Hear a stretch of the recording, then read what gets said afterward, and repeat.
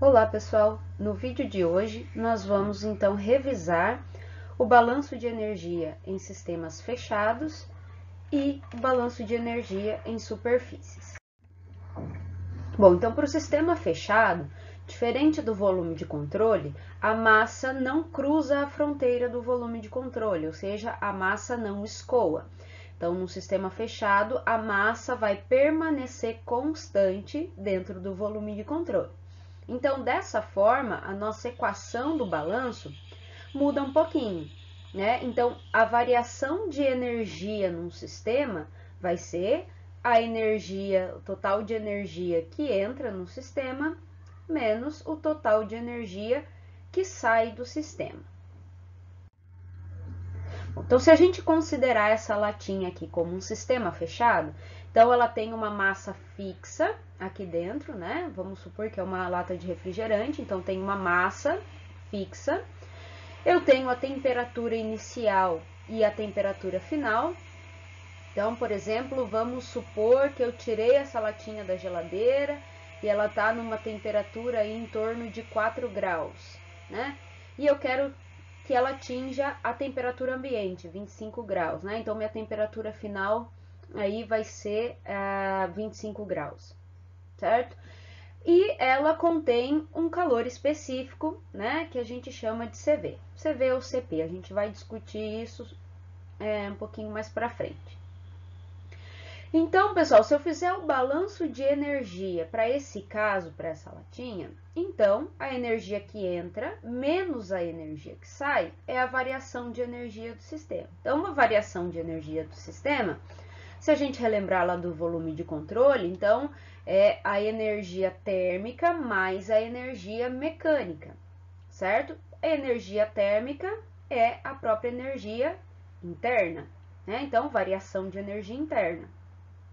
Energia mecânica, pessoal, que nós representamos pela variação de energia cinética e variação de energia potencial, são praticamente desprezíveis quando a gente tem um sistema fechado, porque dificilmente a gente vai ter variação de altura dentro de um sistema fechado, né, para ter energia potencial, e a gente não tem escoamento dessa massa, né? Então a gente despreza essas variações de energia cinética e energia potencial. Então, se a gente lembrar lá da termodinâmica, como que a gente calcula a variação de energia interna? Massa vezes CV, calor específico, vezes a variação de temperatura, temperatura inicial menos a temperatura final, né? Então, percebam que esse balanço aqui, essa equação do balanço de energia, está em termos de quantidade de energia. Então, cada termo desta equação tem por unidade de quantidade de energia, portanto, Joule. Então, essa equação, ela foi feita para uma base de tempo, um intervalo de tempo ΔT. Depois eu posso transformar essa equação em termos de taxa, né, fazendo o balanço para cada instante t. No final, nós vamos fazer isso. Bom, então nós definimos, né, qual é a variação de energia num sistema, né, que é energia térmica mais energia mecânica, mas desprezamos a energia mecânica, ficamos só com energia térmica, portanto, a variação de energia interna. Agora falta a gente definir os termos de entrada e de saída, né? Então, como nós já falamos para o intervalo ΔT, né? Então, fazendo em termos balanço em termos de quantidade de energia, quando a gente tem, por exemplo, o calor transferido para o sistema, ou seja, a gente tem um termo de entrada de energia, né? Então, a latinha, lá no slide anterior, ela ia receber energia até atingir uma temperatura ambiente. Então, o meu sistema estava recebendo calor. Então, esse calor nós chamamos de quê? É uma quantidade de energia que esse sistema recebe. Agora, de que forma um sistema fechado ele pode sair energia, né? Pode ser o nosso termo de saída de energia do balanço. Isso vai acontecer quando o sistema realizar trabalho. Então, trabalho é feito pelo sistema.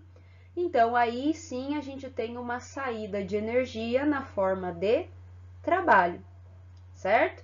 Então, o nosso termo de entrada e o termo de saída, entrada é a quantidade de calor, então menos a saída, trabalho vai ser igual à variação de energia interna, que é a nossa energia térmica, certo? Pessoal, não tem, vocês perceberam que desde o começo, quando a gente falou ali do sistema fechado, definiu o sistema fechado, a gente não colocou um termo de geração de energia. Então, quando a gente tem um sistema fechado, o termo de geração de energia ele é zero, ou seja, ele é desprezado, porque dentro de um sistema fechado não há conversão de qualquer outra forma de energia em energia térmica, certo? Portanto, os termos de entrada, saída e a variação de energia do sistema que são considerados. Bom, então tá aqui a nossa equação que nós descrevemos. Entrada menos a saída é igual à variação de energia do sistema. Ou seja, calor recebido pelo sistema menos trabalho é igual à variação de energia interna. Isso vem lá da primeira lei da termodinâmica, vocês já conhecem bem essa equação, né? Lembrando que a energia interna, né, a variação de energia interna, ela é mCv delta T.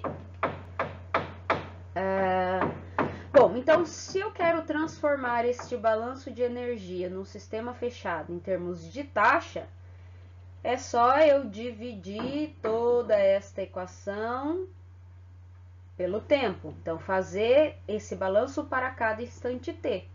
Ou seja, o calor por tempo é taxa de calor, o nosso Q minúsculo. Trabalho por tempo é a nossa taxa de trabalho, W ponto. E, então, como eu tenho um termo de variação de energia interna dividido pelo tempo, e eu vou calcular esta variação de energia interna para cada instante t, então isso se transforma ali numa derivada, né? A variação de energia interna com relação ao tempo. Pessoal, na maioria das nossas aplicações, nós vamos trabalhar ainda, né, agora, com um regime permanente, né, ou seja, estado estacionário. Ou seja, eu não tenho variação de energia, variação de temperatura com relação ao tempo, certo? E considerando que eu tenho um sistema que não realiza trabalho, ou seja, trabalho nulo, ou seja, quando eu vou ter realização de trabalho, né, pessoal? Quando eu ter a rotação de um eixo, quando eu ter a aplicação, quando ocorrer alguma variação de energia magnética. Então, nesses casos eu vou considerar trabalho, né? Mas se não rotaciona um eixo, enfim, se eu não tenho esse trabalho, o trabalho é nulo, né? Então, olhando para esse balanço aqui, eu iria, então, desprezar o trabalho e desprezar o termo de variação de energia interna com relação ao tempo. Certo, pessoal, mas a gente sabe que o calor não pode ser igual a zero, né? Porque um sistema fechado, a nossa latinha lá, ela pode receber energia se a gente deixar ela lá, retirar ela do refrigerador, né, e deixar a temperatura ambiente. Então, vai ganhar energia até ocorrer o equilíbrio das temperaturas, né? Inicial e final. Então, pessoal, nós vamos usar a primeira lei da termodinâmica para esses casos, né? Então, o calor vai ser igual à massa contida nesse sistema, vezes o calor específico, vezes a variação de temperatura, né? Então, se eu tenho variação de temperatura, pessoal, eu vou ter energia em trânsito, portanto, eu vou ter transferência de calor, certo? Então, nós vamos usar esta equaçãozinha aqui para resolver os nossos problemas de sistema fechado para estado estacionário com trabalho nulo, certo? Então, é importante a gente sempre iniciar por essa equação principal, né? E havendo trabalho nulo, né, aí sim a gente pode vir trabalhar em estado estacionário, trabalhar com essa equaçãozinha aqui, final, certo? Então, aqui fica um exercício, pessoal, a gente já resolveu esse exercício em sala, então peço que vocês revejam esse exercício. E vamos, então, falar um pouquinho sobre o balanço de energia em superfície, que é bastante importante. Nós vamos aplicar em vários momentos um balanço de energia em superfície. Pessoal, então agora, ao invés de olhar para um volume de controle, ou um sistema fechado, nós vamos olhar apenas para uma superfície de um volume de controle. Então, eu vou tentar desenhar aqui, peço que vocês tenham paciência com a habilidade aqui para os desenhos, tá? Saiu aí um cubo, né? Vocês estão observando que aqui eu tentei desenhar um cubo. Pessoal, então, olhando para esse cubo, vejam bem, um cubo, ele tem um determinado volume. Então, eu vou ter uma massa ocupando esse volume. Pode ser de um fluido, enfim. Então, eu vou ter esse volume cúbico aqui, vai conter uma massa, certo? Só que agora, então, nós já fizemos aí, considerando que a massa escoa através das fronteiras e considerando que ele fosse um sistema fechado. A gente já fez esses balanços. Então, o que vai ser diferente agora, pessoal? Então, agora, nós não vamos olhar para uma massa contida num volume de controle, se ela escoa ou se ela não escoa. Então, aqui, pessoal, nós vamos pegar apenas uma superfície de controle de um determinado volume. Então, eu estou pintando essa superfície aqui da frente do cubo de vermelho. Então, ao invés de fazer o balanço para o cubo, eu vou fazer o balanço apenas nessa superfície da frente do cubo, certo? Então, diferente do cubo, pessoal, e do volume de controle, o volume contém uma massa e tem um volume. Agora, quando a gente fala apenas dessa superfície aqui, que a gente chama de superfície de controle, ela não tem um volume, uma superfície não tem volume, ela tem uma área. A área dessa superfície, ela vai ser esta área aqui, essa distância vezes essa distância, certo? Aí eu tenho a área desta superfície, certo? Por isso que a gente diz que a superfície de controle não delimita massa nem volume, certo? Porque ela é apenas uma área, certo? Então, pessoal, uma área, ela pode conter energia? Bom, se ela não contém massa, então uma área não pode conter energia, certo? O que acontece? A energia, ela passa através dessa área, certo? Agora, ela não fica contida numa área. A energia só pode ficar contida em um volume e não em uma área, certo? Então, o que acontece é sempre a passagem de energia através da superfície de controle. Então, pessoal, se eu pegar o meu balanço de energia, energia acumulada é igual a energia que entra, menos a energia que sai, mais a energia gerada. Lembra que os termos de entrada e de saída são fenômenos de superfície, portanto, delimitam uma área. Agora, os termos de geração e de acúmulo são fenômenos volumétricos e eles, portanto, dependem de um volume. Se uma superfície não contém um volume, não contém massa, quando a gente fala de balanço de energia na superfície, não haverá acúmulo e não haverá energia, porque uma superfície não tem volume, certo? Só pode gerar energia a partir de uma conversão e acumular energia um determinado volume que vai conter matéria, certo? Então, esses termos não serão relevantes no nosso balanço. Então, vamos considerar apenas os fenômenos de superfície, que é entrada tem que ser igual à saída, certo? É isso que vai resultar do nosso balanço. Bom, então vamos dar uma olhada aqui neste caso, né? Então, tá aqui o balanço de energia para uma superfície, tirando os termos que não são relevantes, é a taxa de energia que entra vai ser igual à taxa de energia que sai. Pessoal, então vamos considerar que nós temos aqui uma parede, certo? Nesta superfície aqui, ela está numa temperatura T1, que ela é superior à temperatura desta segunda superfície aqui, que está numa temperatura T2. Como que eu sei que T1 é maior que T2?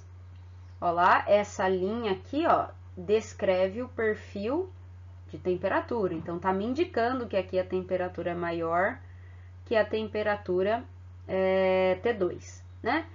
E eu tenho um fluido escoando através dessa superfície com uma temperatura T infinito, que é menor que a temperatura T2. Então, como eu observo aqui, tá aqui o perfil de temperatura, tá me indicando que a temperatura do fluido é menor que a temperatura T2, certo? Então, o fluido escoa com uma temperatura T infinito e uma velocidade infinita. E esta parede, ela faz parte de uma sala, certo? Então, portanto, essa sala tem uma vizinhança, certo? E a temperatura dessa vizinhança, desta sala, tá numa temperatura T da vizinhança, certo? Então, muito bem, pessoal. Se a gente for fazer um balanço de energia nesta superfície aqui, delimitada por esses pontinhos aqui, tá? Então, eu vou pegar esta superfície de controle aqui, onde a temperatura é T2, e eu quero fazer um balanço de energia nesta superfície, certo? Então, meu balanço vai ser o que entra de energia nessa superfície menos o que sai, certo? Bom, nessa superfície aqui, pessoal, como que entra calor nessa superfície? Como essa superfície está recebendo energia? Ela está recebendo energia, ó, desta parede aqui, que está numa temperatura maior. Então, a energia está saindo da superfície aqui, certo? T1. Opa, peraí, deixa eu arrumar aqui. Então, tá saindo aqui da superfície T1 em direção a T2, certo? Então, se é uma parede, essa parede é feita de um material e possui uma condutividade térmica, certo? Então, se é um sólido, um material com uma condutividade térmica K, qual é o mecanismo de energia, de transporte de energia que ocorre dentro de uma parede? É o mecanismo de condução, certo? Então, essa superfície está recebendo um fluxo de energia condutivo, ok? Então, a minha entrada vai ser fluxo, vamos escrever aqui, então vai ser um fluxo condutivo, certo?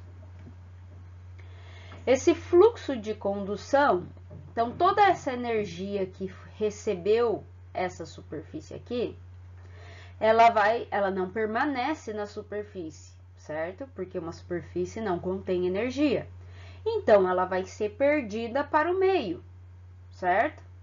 Bom, primeiro, de que forma essa superfície, então, perde energia, ou seja, sai energia dessa superfície? Primeiro, nós temos o fluido escoando com uma velocidade U infinito, certo? E a temperatura T infinito é menor que a temperatura da superfície. Então, a energia vai sair da superfície T2 em direção ao fluido, certo?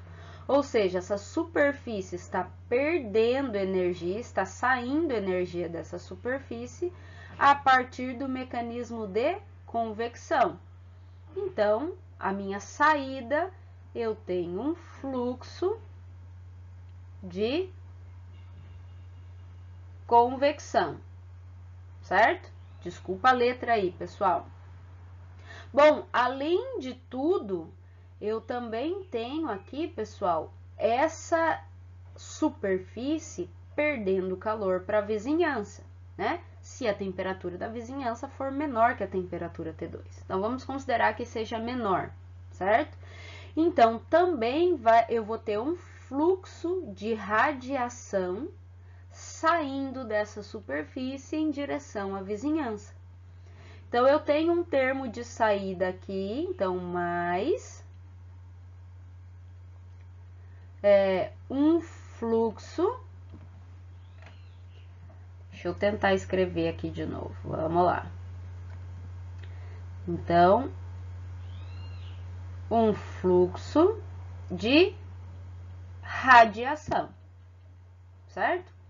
Ou seja, reescrevendo esta equação do nosso balanço, passando o termo de convecção para o outro lado e o fluxo de radiação também para o outro lado. Então, o fluxo condutivo menos o fluxo de convecção menos o fluxo de radiação é igual a zero. Bom, pessoal, como nós resolvemos esses problemas? A gente já sabe calcular o fluxo condutivo, certo? Qual é a lei que governa a condução? A lei de Fourier. Então, nós vamos usar a lei de Fourier para calcular o fluxo de condução. O fluxo de convecção, nós também sabemos a lei que governa a convecção, que é a lei de resfriamento de Newton. Então, nós vamos usar a equação da lei de resfriamento de Newton para calcular o fluxo convectivo. O fluxo de radiação, a gente também já sabe como calcular, que é a lei de Stefan-Boltzmann, né? Então, a gente vai usar esta lei para calcular o fluxo de radiação e calculando todos os fluxos, substituindo aqui nessa equação, a gente consegue calcular, por exemplo, a condutividade térmica de um material, se a gente conhecer todas as outras temperaturas. A gente consegue calcular essa temperatura aqui, T1, mesmo não fazendo o balanço nessa superfície, se eu tiver todas as outras temperaturas, tá? Então, o balanço de energia é muito útil para a gente identificar alguma variável do nosso sistema que a gente não tenha, certo? Então, por isso que nós vamos utilizar bastante o balanço de energia em superfície. Bom, esse exercício também nós já resolvemos, né? Ficou para vocês resolverem aí na sala de aula. Por favor, revisem a resolução desse exercício também.